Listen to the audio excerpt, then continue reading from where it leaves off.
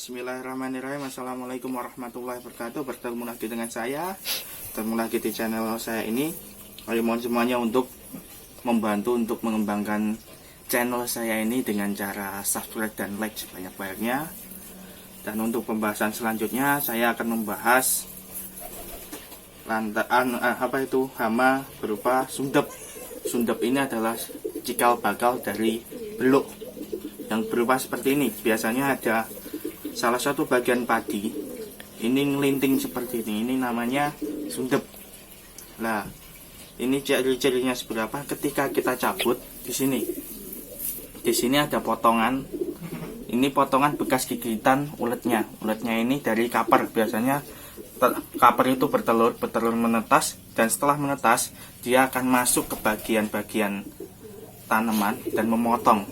Nah, ini namanya sundep kalau di tempat saya. Kalau di tempat lain saya tidak tahu namanya apa. Nah, untuk pengendaliannya ini biasanya menggunakan obat-obatan yang berjenis sistemik.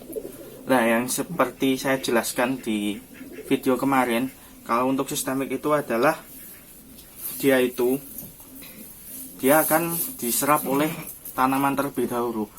Diserap oleh tanaman terlebih dahulu, terus berarti tanaman ini beracun untuk serangga.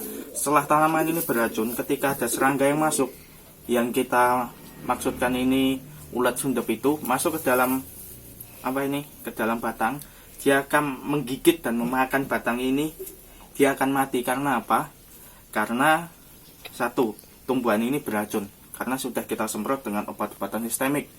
Nah, obat-obatan sistemik seperti apa? Yang kelas rendah cuma untuk mencegah, pakai obat-obatan yang sejenis dimipo saja. Seperti ini manuver.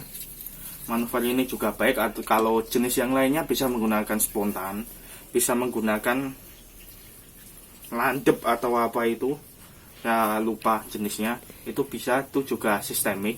Lah, untuk obat-obatan ini adalah obat-obatan sistemik termurah dari jenis dimipo. Jenis sistemik yang berbahan aktif dimipo ini. Lah, kalau untuk pengobatannya, kalau sudah terpotong seperti ini sudah tidak bisa diobati. Tapi kan ini karena apa tidak bisa diobati? Karena dia sudah terpotong. Terpotong ini berarti dia sudah mati. Ketika dia sudah mati, berarti dia sudah tidak bisa disembuhkan lagi. Lah, terus untuk apa kita obati? Lah, kita obati biar ulat yang ada di dalam batang ini mati dan tidak menyebar ke batang-batang yang lainnya, sehingga kita menyelamatkan sebagian dari lainnya. Lah, untuk antisipasi sebaiknya kita menyemprotkan obat-obatan sistemik. Kita bisa mencampurnya dengan kontak. Kontak ini fungsinya untuk apa? Untuk membunuh induknya.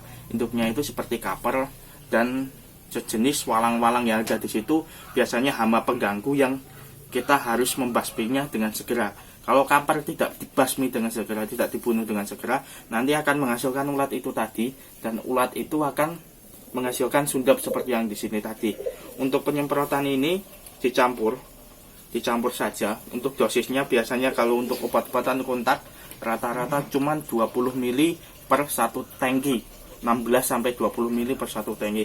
Kalau untuk yang sistemiknya biasanya dua kali lipatnya, biasanya 30 sampai 50 ml per satu tangki. Ini untuk yang sistemik.